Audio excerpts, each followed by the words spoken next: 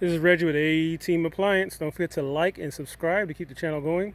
Just a quick overview. I got a Frigidaire washer here that I'm refurbishing, and it would not spin. You heard the motor going, but nothing moved. I got the belt off, but see the white pulley is connected to there, and it just spent and nothing came out. I mean, nothing moved, and this is why. Look at this. That's the old belt. Cobwebs, dry rot. This thing must have been sitting in storage or something for some years. It's actually bad when these belt-driven machines don't get used, because that belt just kind of stretches one way, sticks. This one's dry rotted. Look at that. That had to be sitting for a while. Yep, and this is the replacement belt. Huge difference, huh? Look at that.